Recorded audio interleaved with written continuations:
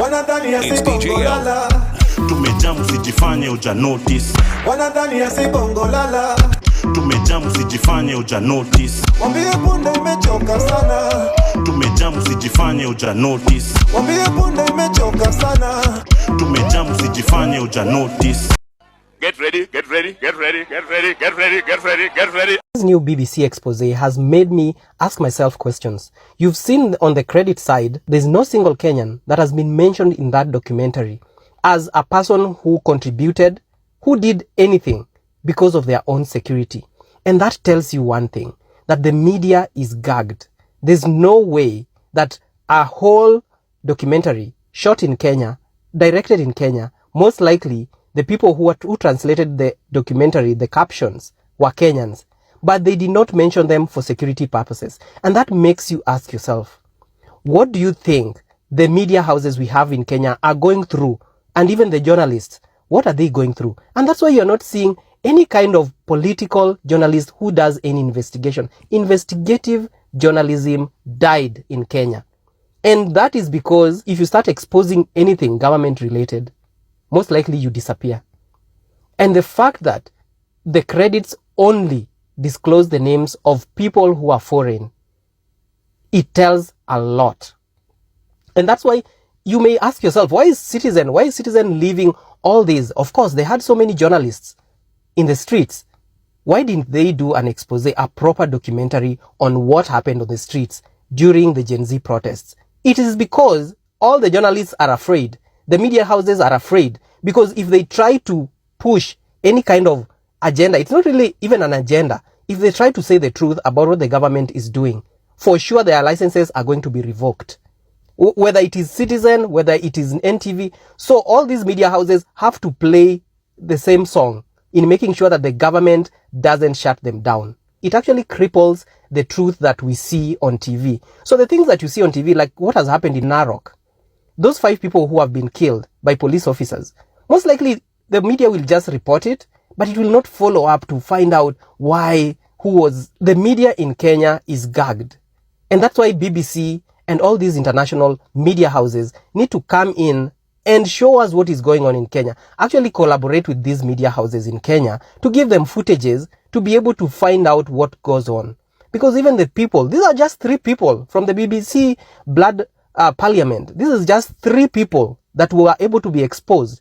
Over 30 people died during that Gen Z protest period. 30 people had been killed by police. But they cannot show that. We have a lot of cameras everywhere, but they cannot show it. Most likely those media houses, when they try to show any kind of footage, the police comes and takes them. So again, thank you BBC for exposing this, but Kenyans just know that our media is gagged. And that's why you can't even see one credit of one Kenyan who participated in this documentary. They cannot even, how many journalists do we have in BBC Africa from Kenya? So many, but they can't put their faces and they can't put their names because this government will find them. So keep recording, and I hope the international media houses come for our rescue. The local media is not as bold as international media. They are beholden to government. The local media depends on government for existence. If government withdraws advertising, all media houses will collapse. So don't blame them. The ownership of the media is also another complication. Political. Yes. You get what I'm saying? The spaces in which media play out is also another issue. The media in Kenya is not as endowed as the Western media. They are not as well as equipped. They don't have well-trained journalists. They don't pay them well. A journalist from CNN can risk everything to go where there is trouble. A guy you are paying 60,000, can they go to? Well, you can't. So let's not be too harsh on our media. Yes. Yeah. If you see the salaries of CNN reporters, BBC, you run away. They can go anywhere where there is trouble. This one of ours, they'll just tell you keep your job. They'll go away. Yeah. We're not coming to the streets because there's anyone who wants your job, really. We're coming to the streets because it's scary that you are in office. It is. You told Uhuru, usiue watoto wangu. And then you've sent your cops to watoto wa wengine. Yeah. The God you serve will visit you. That's true. Very rarely. You told people, hii government ni ya mwananchi. Mwananchi has the chance to fire and to hire. And then here you are, killing mwananchi, threatening mwananchi, abducting children.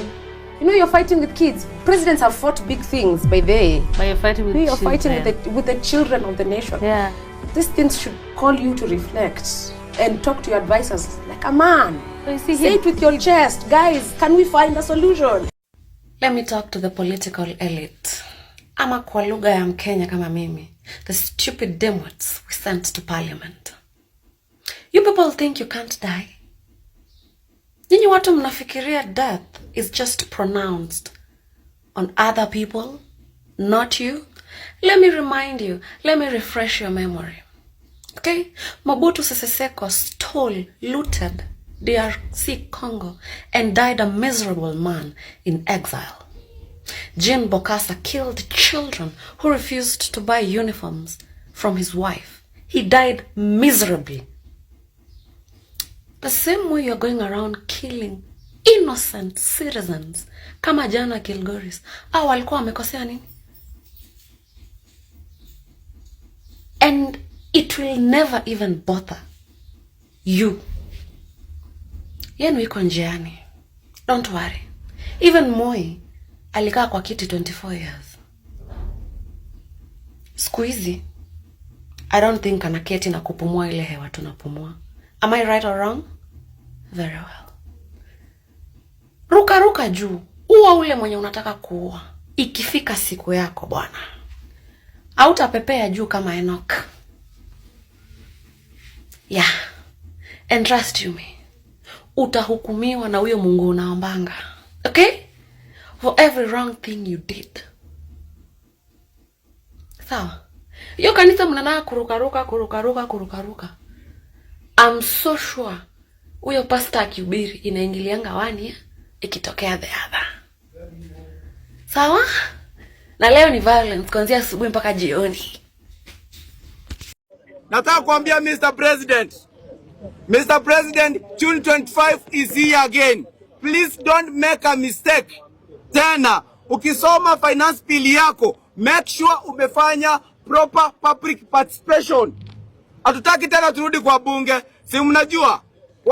Hii bunge imechange mali ilikuwa. Tutatokea tena. If utaleta tena zile taxes zenye si friendly kwetu. Weka taxes zenye ni friendly na utuambie pesa tunalipa taxes inafanya kazi. That's not your money, Mr. President. Mr. President is warning us. How can you warn your bosses? We elected you. You are our slave. You work for us. Not wao unatuona. Sisi ndio tunafaa kukuona because pesa yetu inapotea, si ndio? Otherwise, thank you. What? I just watched the documentary, guys, and yani it trigger some things. Like, remember seeing those photos on Twitter, and right now, like, I have relived every single moment that I saw. Yani, guys, we have a long way, a long way. Hey, we have a long way to go, guys. Tukona time mob sana. Yo, can everyone pick an ID or something? We need to vote. We need to vote because I feel like we really messed up. Whether tuliban vibaya sana, and we need to change that. Children! Don't kill our children! Don't kill our children! Stop shooting our children! Stop shooting! Shame on you! Suspect is running with children now, but tried to tear gas kids some time back to build a hotel. Suspect hasn't broken his voice and only has a job because he has no backbone. Suspect is still in court trying to fight for a job he was already replaced in. Hello, Murima. Suspect doesn't run because the last time he was declared a winner of an election was as Langata MP in 2007. Our suspects. Bora wameshiba. Hawasumbuangi.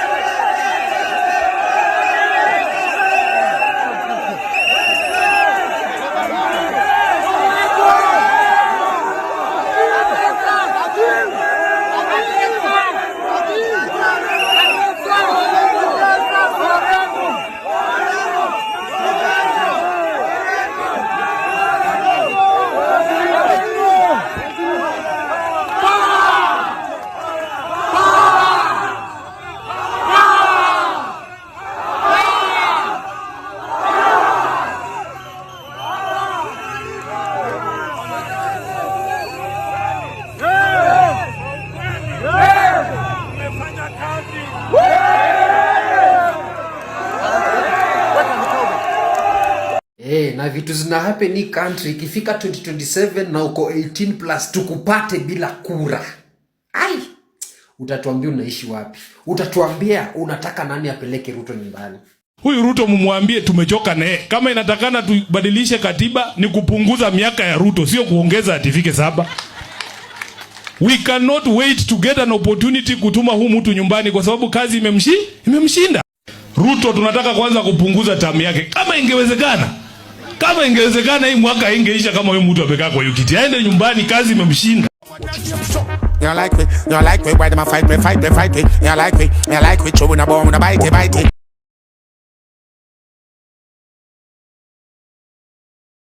We don't trust them, even if we bust them. We don't trust them, stay far, not touch them. We don't trust them, hope your man a suck them. Informer me say you must them.